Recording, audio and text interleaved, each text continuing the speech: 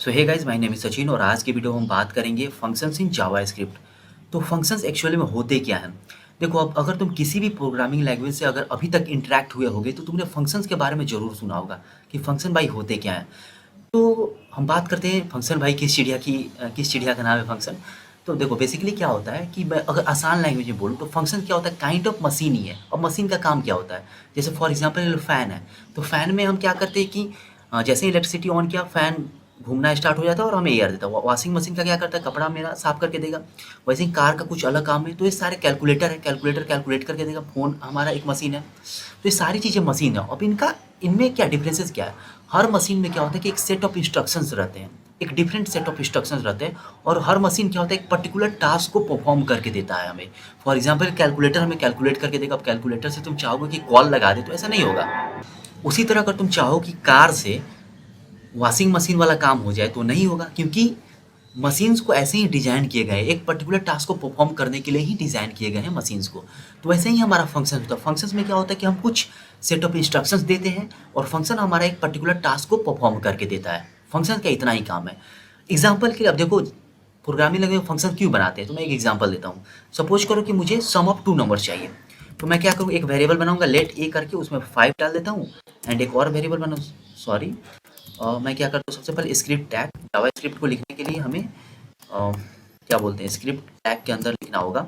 तो हमने एक स्क्रिप्ट टैग बनाया एंड उसके बाद मैं क्या करूँगा, एक वेरिएबल बनाऊंगा लेट ए इक्वल टू 5, 6 ले लेता हूँ। And let B equal to इस टाइम 5 लेता हूँ।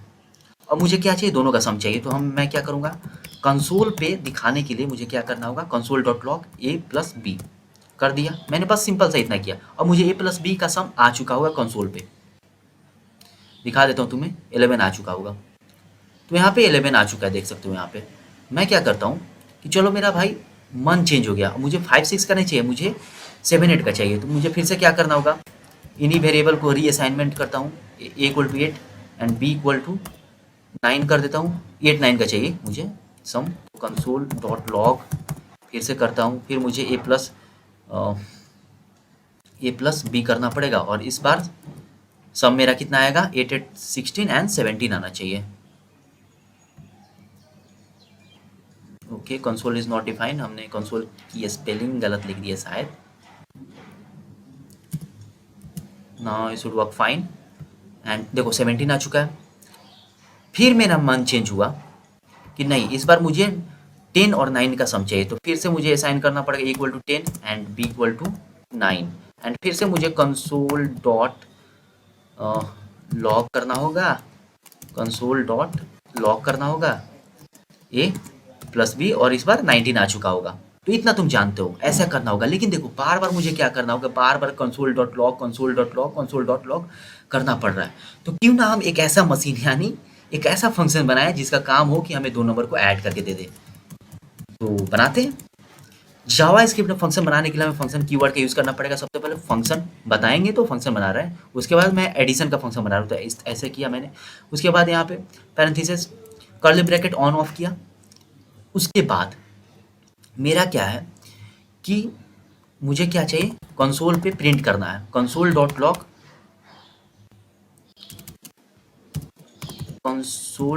लॉग ए प्लस बी करना है। मेरा फंक्शन का काम है कि अगर दो नंबर अगर मुझे फंक्शन को दिया जाए तो फंक्शन मेरा क्या करेगा कि कंसोल डॉट लॉग कर देगा ए प्लस बी करके। अब देखो, इतना हमने किया। उसके बाद अब देखो क्या होता है कि कोई भी मशीन ऑटोमेटिकली तो चलता नहीं है।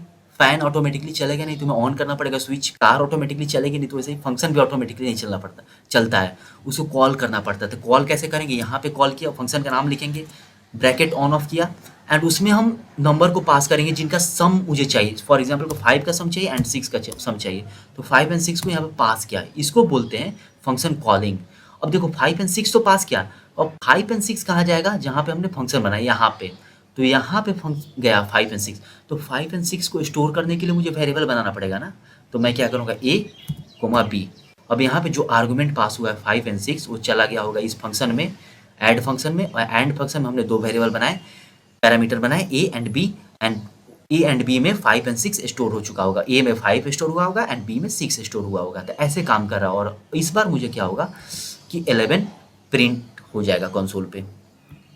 तो देखो आ चुका है, 11 आ चुका है और ऑलरेडी। तो इस चीज को बोलते हैं फंक्शंस। ऐसे काम करता है फंक्शन। अब जरूरी नहीं है कि 2 ही नंबर का सम, 3 नंबर भी कर सकते हैं। यहाँ पे अगर 3 आर्गुमेंट पास कर रहे हो तो यहाँ पे 3 वेरिएबल, उन वेरिएबल्स उन नंबर्स को स्टोर तो भी करना पड़ेगा ना हमें। तो यहाँ पे a प्लस बी प्लस सी करना पड़ेगा। तो यहाँ पे 3 नंबर का सम आ जाएगा। सेव किया, कंसोल पे चलते हैं तो 18 आ चुका है। तो ऐसे फंक्शंस काम कर रहा है हमारा। चलो इस बार हम एक एरे पास करके देखते हैं। एक एरे मैं बनाता हूँ एंड एरे को पास करके देखता हूँ। तो मैं एक एरे बना रहा हूँ, लेट एरे 1 2 3 4 5 6 ऐसे मैंने किया एंड उस एरे को पास कर दिया इस ऐड फंक्शन में। तो एरे को पास कर दिया यहाँ पे एंड यहाँ पे इस एरे को स्टोर करने के लिए मुझे एक और आर्गुमेंट बनाना पड़ेगा, लेट से ए। तो जो एरे यहाँ से गया, जो एरे यहाँ से गया वो जाके इस वेरिएबल में जाके स्टोर हो गया है। बस अब मुझे क्या करना है कि एरे के सभी एलिमेंट का सम निकालना होगा। तो मैं क्या करूँगा, एक वेरिएबल बनाऊंगा, let sum equal to 0। Initially उसका सम 0 है एंड मैं एक फॉर लूप चला दूंगा फंक्शन के अंदर ही। सारा काम कर सकते हैं फंक्शन के अंदर, आप सारा काम कर सकते हैं। For let I equal to 0, I less than A dot length. A dot length method है। लेंथ मेथड क्या करेगा कि मुझे एरे का साइज निकाल के देगा, आई प्लस प्लस। बेसिकली क्या होता है कि एरे का साइज यहाँ पे देखो, एरे का साइज कितना है 1 2 3 4 5 6 एलिमेंट है। तो ए डॉट लेंथ मुझे 6 देगा। लेकिन इंडेक्सिंग क्या होती है कि जो एरे बनाते हैं उसमें इंडेक्सिंग क्या होती है, 0 से स्टार्ट होती है। तो मेरा 0 1 2 3 4 ऐसे 5 तक जाएगा, इसलिए हमने I less than A dot length यहाँ पे लगाया है हमने। अब ऐसे किया मैंने, उसके बाद मैं क्या करूँगा, sum equal to sum plus A of I कर दिया मैंने। एंड उसके बाद मुझे जब सम मिल गया तो मैं क्या करूँगा, यहाँ पर रिटर्न कर दूंगा सम को। रिटर्न फंक्शन रिटर्न भी तो कर सकता है, जरूरी थोड़ा कि कंसोल ही लॉक करे। तो फंक्शन यहाँ पर रिटर्न कर रहा है, तो रिटर्न कर रहा है तो उस रिटर्न वैल्यू को हमें कहीं तो स्टोर करना होगा। तो मैं एक वेरिएबल बनाऊंगा, const R T equal to add. अब आर टी में जो ऐड फंक्शन रिटर्न किया वो स्टोर हो गया होगा। कंसोल डॉट लॉक करूंगा एंड आर टी यहाँ पे कर दूंगा। तो यहाँ पे सम कितना आना चाहिए इस बार, 6 11 15 18 20 21, इतना ही आना चाहिए ना। कुछ एरर आ रहा है, हमने कंसोल की स्पेलिंग कहीं गलत लिखी है। तो यहाँ पे ही गलत लिखी है हमने, कंसोल। तो देख सकते हो 21 यहाँ पे सम आ चुका है। तो ऐसे फंक्शंस काम कर रहे हैं यहाँ पे। एक और एग्जांपल देता हूँ मैं। तो एरे देख लिया, हम फंक्शन में इफ एंड एल्स कंडीशन भी लगा सकते हैं नॉर्मल। अब देखो फॉर एग्जांपल के लिए लेट्स से कि ऐड फंक्शन में मैं पास करता हूँ 5 मैंने पास किया। यहाँ पे रिटर्न नहीं करवाते और मैं क्या करता हूँ, जो 5 पास करवाया तो ए में 5 गया होगा। तो मैं क्या करता हूँ कि अगर इफ ए लेस देन 6 है, अगर ए लेस देन 6 है तो मैं क्या करूँ कि कंसोल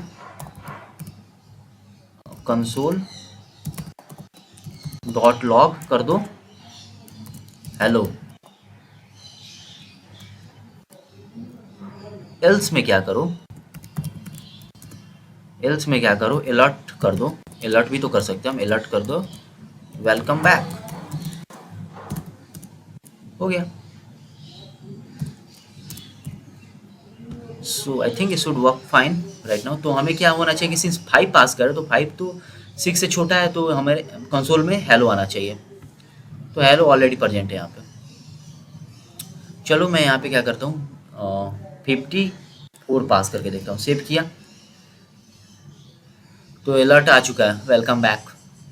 तो देख रहे हो काम कर रहा है नॉर्मल सा।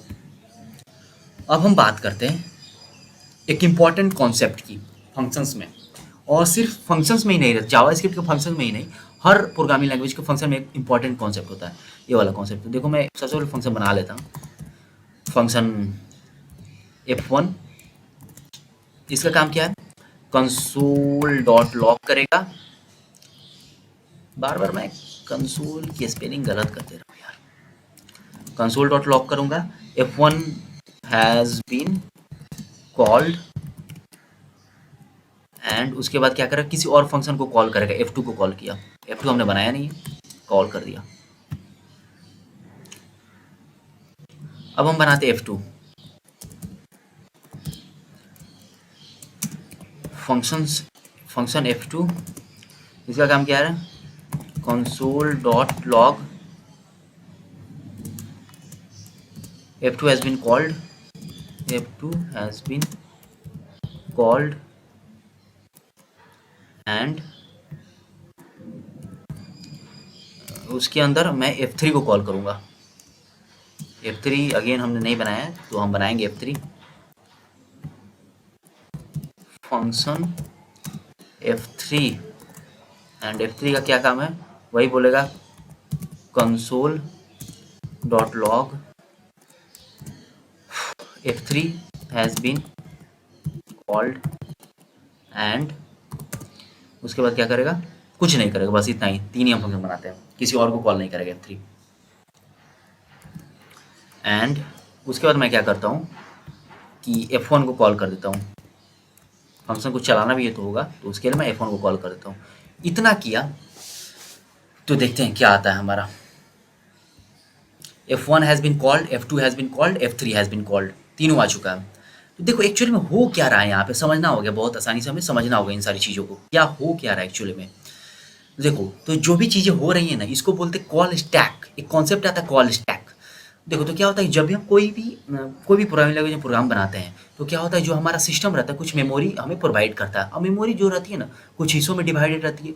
फॉर एग्जांपल कि जो भी यहाँ पे इंग्लिश में हम कोड लिख रहे हैं तो उसके लिए एक अदर सेक्शन रहता है मेमोरी में, जहाँ पे चीज़ें स्टोर होती हैं। जो भी हम वेरिएबल्स बना रहे हैं, फंक्शंस बना रहे हैं, तो वो स्टैक सेक्शन ऑफ मेमोरी में जाके स्टोर होता है। एंड जो भी हम डायनेमिक वेरिएबल्स बनाते हैं, डायनेमिक फंक्शन बनाते हैं, तो हमारा हीप सेक्शन ऑफ मेमोरी में जाके स्टोर होता है, वो सारी चीज़ें स्टोर होती हैं वहाँ पे। अब स्टैक जो होता है हमारा फिक्स साइज का होता है। तो मैं एक एग्जांपल देता हूँ स्टैक होता क्या है। तो हम उसके लिए हम मैं अपना क्या करता हूँ कि MS पेंट खोलता हूँ, MS पेंट, एंड मैं ओपन करता हूँ एंड उसको इसकी मदद से मैं दिखाऊंगा क्या होता है। तो एक्चुअली में देखो, एंड मेरा इरेजर कहाँ है, दिस इज कॉल्ड इरेजर ना, ओके। ओहो,